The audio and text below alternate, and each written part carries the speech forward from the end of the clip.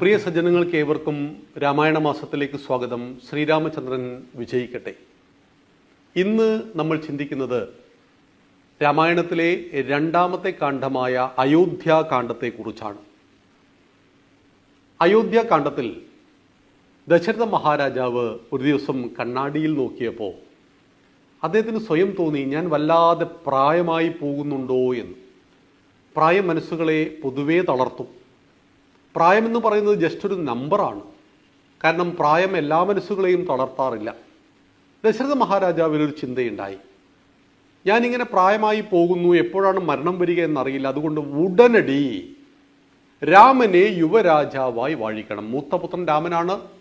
രാമനെ രാജാവായി വാഴിക്കുന്നതിനെ കുറിച്ച് ഗുരുനാഥന്മാരോട്, ഋഷിവര്യന്മാരോട് അഭിപ്രായം ചോദിച്ചപ്പോൾ എല്ലാവരും വളരെ സന്തോഷത്തിൽ പറഞ്ഞു, രാമൻ രാജാവാകുന്നത് ഈ ലോകത്തിന് തന്നെ ശ്രേയസ്കരമാണ്. അതുകൊണ്ട് അങ്ങയുടെ തീരുമാനം ഉചിതമാണ്. അപ്പോൾ മുഹൂർത്തം നോക്കിയപ്പോൾ 2 ദിവസം കഴിഞ്ഞപ്പോഴാണ് മുഹൂർത്തം. ഉടനടി മുഹൂർത്തം. തിടുക്കപ്പെട്ടൊരു കാര്യം ചെയ്യുമ്പോൾ കുറേ പ്രോബ്ലംസ് ഉണ്ടാവും. എപ്പോഴും ശ്രദ്ധിക്കണം. നമ്മുടെ വീട്ടിലൊരു വിവാഹം നടക്കുന്നു, അത് തിടുക്കത്തിലാണെങ്കിൽ പ്രധാനപ്പെട്ട പലരെയും നമ്മൾ വിട്ടുപോകും.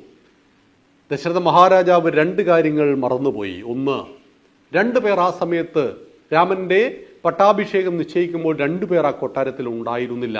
അവിടെ ഉണ്ടാകേണ്ടിയിരുന്ന ഈ ചടങ്ങിൽ മുഖ്യമായിട്ട് പങ്കെടുക്കേണ്ടിയിരുന്ന 2 മക്കൾ, അതായത് ഭരതനും ശത്രുഘ്നനും അവിടെയില്ല. അവർ കൈകേയിയുടെ നാടായ കേകയ രാജ്യത്താണ്. ആയിരക്കണക്കിന് കിലോമീറ്റർ അകലെയാണ് കേകയ രാജ്യം. പിന്നീട് ഒരു കാര്യം വിട്ടുപോയി, കൈകേയിയുടെ അച്ഛനെ വിളിക്കാൻ വിട്ടുപോയി ഈ ഒരു മഹത്തായ ചടങ്ങിൽ. പക്ഷേ രാമൻ രാജാവാകുന്നു എന്നറിഞ്ഞതോടുകൂടി അയോധ്യയും കോസല സാമ്രാജ്യവും ഇളകി മറയാൻ തുടങ്ങി. എല്ലാവരും ഹാപ്പിയായി. നാളെ രാവിലെ ശുഭമുഹൂർത്തം 10 മണിക്ക് രാമന്റെ പട്ടാഭിഷേകം. ഇന്ന് സായം സന്ധ്യ. കൈകേയി ദേവി സന്തോഷവതിയാണ്, വളരെ വളരെ ഹാപ്പിയാണ്. നാളെ കണിഞ്ഞൊരുങ്ങേണ്ട പട്ടുവസ്ത്രങ്ങൾ, ആഭരണങ്ങൾ ശരിയാക്കി വെക്കുകയായിരുന്ന ആ കൈകേയിക്കിടയിലേക്ക് കൈകേയെ തേടി അവൾ വന്നു. മന്ധര. മന്ധരയ്ക്ക് കൈകേയിക്ക് മുകളിൽ വലിയ സ്വാതന്ത്ര്യമുണ്ട്. കൈകേയി എടുത്തു വളർത്തിയത് മന്ധരയായിരുന്നു. കൈകേയിയുടെ അമ്മയുടെ ദാസിയായിരുന്നു മന്ധര. അതുകൊണ്ട് എടി വിളിക്കാൻ പോലുമുള്ള സ്വാതന്ത്ര്യമുണ്ടായിരുന്നു. അപ്പോൾ മന്ധര ചോദിച്ചു കൈകേയിയോട്, എന്താണ് എടി ഇത്ര സന്തോഷം? നാളെ എൻ്റെ മകൻ്റെ പട്ടാഭിഷേകമാണ്. അടുത്ത ചോദ്യം മന്ധര ചോദിച്ചു. പ്രിയമുള്ളവരെ, ഈ ചോദ്യം ചോദിക്കണം. എങ്ങനെയാണ് ദുഷ്ടജനങ്ങൾ നമ്മുടെ ഉള്ളിൽ ആസുരിക തിന്മകളെ എങ്ങനെയാണ് വളർത്തുന്നത്? നമ്മളോട് ഒരു തെറ്റും ചെയ്യാത്ത ആളെ നമ്മൾ വെറുക്കും. നമ്മൾ ആളുകളെ അനാവശ്യമായി സംശയിക്കും, ഈ ദുർജനങ്ങളുമായിട്ട് നമുക്ക് സമ്പർക്കമുണ്ടായാൽ. അതുകൊണ്ട് ദുർജനങ്ങളിൽ നിന്ന് എപ്പോഴും അകന്നകന്ന് നിൽക്കേണ്ടത് അത്യാവശ്യമാണ്. ചോദ്യം ഇതായിരുന്നു, എന്താണ് നിനക്കിത്ര സന്തോഷം? നാളെ എൻ്റെ മകൻ രാജാവാകുന്നു, അതാണ് സന്തോഷം. അടുത്ത ചോദ്യം, ഭരതനാണോ രാജാവാകുന്നത്? നാട്ടിലെ എല്ലാ പ്രജകൾക്കും അറിയാം, പിഞ്ചു കുഞ്ഞുങ്ങൾക്ക് പോലും അറിയാം രാജാവ് രാമനാണെന്ന്. പക്ഷെ ബോധപൂർവമായത് ചോദ്യം, ഭരതനാണോ രാജാവാകുന്നത്? അല്ല, രാമനാണ്. ഒട്ടും ഇഷ്ടപ്പെട്ടില്ല ആ ചോദ്യം കൈകേയിക്ക്. അല്ല, രാമനാണ്. അടുത്ത ചോദ്യം, രാമൻ നിന്റെ മകനാണോ? അപ്പോൾ കൈകേയി, രാമൻ എൻ്റെ മകനാണ്. എനിക്ക് ഭരതനേക്കാൾ പ്രിയം എൻ്റെ രാമനെയാണ്. ഈ കൊട്ടാരത്തിൽ ഞങ്ങളെല്ലാം ആദ്യം കണ്ടത് രാമൻ്റെ പിഞ്ചുകാലുകളാണ്. അതുകൊണ്ട് രാമൻ എനിക്ക് പ്രിയമാണ്. മന്ധര വിട്ടില്ല. അടുത്ത ചോദ്യം, നീയാണോ രാമനെ പ്രസവിച്ചത്? അപ്പോൾ കൈകേയി, ഞാനല്ല പ്രസവിച്ചത് കൗസല്യ ദേവിയാണ്. ഞാനാണ് പ്രസവിച്ചെന്ന് പറയാൻ കഴിയില്ല. പക്ഷേ എനിക്കെൻ്റെ ഭരതനേക്കാൾ പ്രിയം എൻ്റെ രാമനെയാണ്. അനേകം ചോദ്യങ്ങൾ ചോദിക്കുന്നു മന്ധര. മനുഷ്യ മനസ്സിൻ്റെ ഉള്ളിൽ എവിടെയെങ്കിലും ഒരു അല്പം ദുഷ്ടത ഉറങ്ങിക്കിടക്കുന്നുണ്ടെങ്കിൽ അതിനെയെല്ലാം എങ്ങനെ ഉയർത്തിയെടുക്കാമെന്ന് ചിന്തിച്ചതിൽ എക്സ്പേർട്ടായിരുന്നു മന്ധര.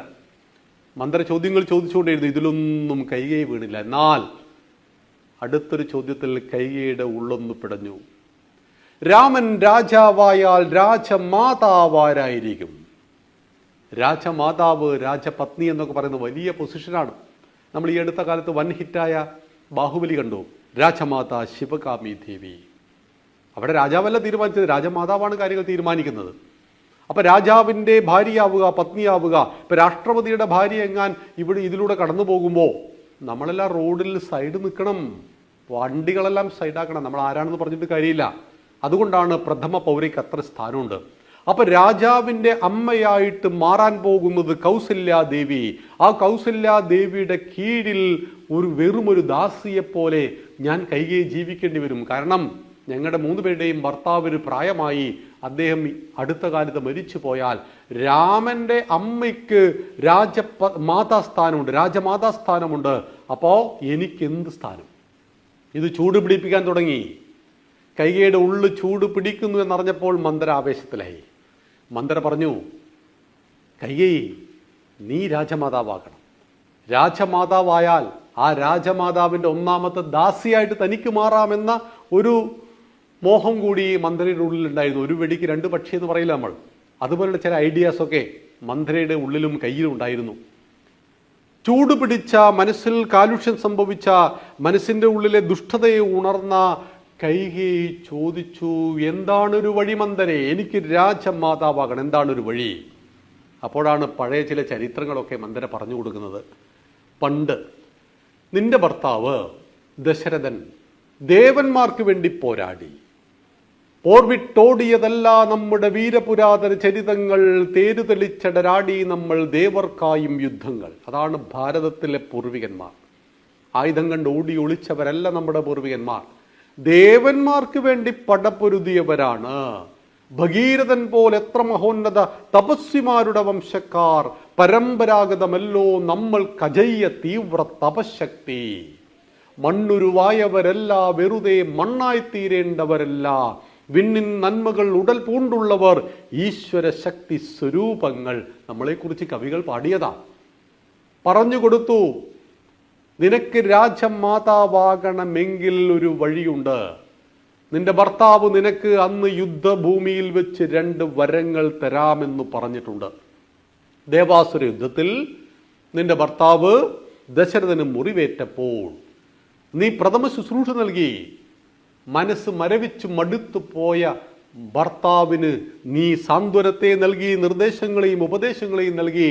നഷ്ടപ്പെട്ടു പോയ പൗരുഷത്തെ വീണ്ടെടുത്തുകൊണ്ട് അടരാടി ദശരഥൻ വിജയിച്ചപ്പോൾ സന്തുഷ്ടനായ ദശരഥൻ നിന്നോട് പറഞ്ഞു, നിനക്ക് 2 വരം നൽകാം. നീ പറഞ്ഞു, ഞാൻ എൻ്റെ കടമയെ നിർവഹിച്ചതാണ്, എനിക്ക് എന്തിനു വരം? യുദ്ധത്തിൽ പതി യുദ്ധമുഖത്ത് പോകുമ്പോൾ പത്നിയും കൂടെ ഉണ്ടായിരുന്നു. ഭാരതത്തിലെ സ്ത്രീകളുടെ സ്ഥാനം ഒന്ന് പരിശോധിക്കൂ പ്രിയമുള്ളവരെ. ദശരഥ മഹാരാജാവ് യുദ്ധത്തിന് പോയപ്പോൾ ആ തേര് തെളിച്ചതാരായിരുന്നു? ചിന്തിക്കണം നമ്മൾ. അങ്ങനെ അന്ന് നീ വരം വേണ്ട, ആവശ്യപ്പെടുമ്പോൾ നൽകിയാൽ മതി എന്ന് പറഞ്ഞിട്ടുണ്ട്. ആ വരം 2 വരം നീ ഇപ്പോൾ ചോദിക്കണം. കൈകേയിയുടെ ഉള്ളിൽ നമ്മൾ പറയാറില്ല, ലഡു പൊട്ടി എന്നൊക്കെ പറയല്ലേ, ഇതാ അവസരം വന്നിരിക്കുന്നു, അനുകൂലമായ അന്തരീക്ഷം വന്നിരിക്കുന്നു. ദശരഥ മഹാരാജാവിനെ ആളയച്ചു വരുത്തി. ദശരഥ മഹാരാജാവ് വന്നു. സായം സന്ധ്യയാണ്. ജപാതി ഹോമങ്ങളൊന്നുമില്ലാതെ വിളക്ക് വെക്കാതെ കിടക്കുകയാണ്. കിടക്കയിൽ അതീവ സുന്ദരിയായ കൈകേയി. കൈകേയിയുടെ മുടിയിൽ തലോടിയപ്പോൾ കൈ തട്ടിമാറ്റി. എന്നെക്കുറിച്ച് നിങ്ങൾക്ക് വല്ല വിചാരവുമുണ്ടോ എന്ന് ക്രോധാകുലയായിട്ട് ദശരഥനോട് ചോദിക്കുകയാണ് കൈകേയി. എന്തു പറ്റിയത് കൈകേയി? നിനക്ക് എന്താണ് വേണ്ടത്? ഞാൻ എന്ത് ചോദിച്ചാലും നിങ്ങൾ നൽകുമോ? നീ ചോദിക്കൂ, നീ എന്ത് ചോദിച്ചാലും നൽകും. അങ്ങനെയെങ്കിൽ എന്നോട് പറഞ്ഞ വാക്കോർമ്മയുണ്ടാകുമോ? എന്തായിരുന്നു വാക്ക്? എനിക്ക് 2 വരം നൽകാമെന്ന് അങ്ങ് മുമ്പ് പറഞ്ഞിരുന്നു. ആ വാക്ക് അങ്ങ് പാലിക്കുമോ? അപ്പോൾ ദശരഥൻ പറയുന്നൊരു വാക്കുണ്ട്, സൂര്യൻ പടിഞ്ഞാറ് ഉദിച്ചാലും ഇക്ഷ്വാകു വംശത്തിലെ രാജാക്കന്മാർ വാക്ക് മാറ്റുന്ന ചരിത്രമില്ല. അതുകൊണ്ട് ചോദിക്കൂ.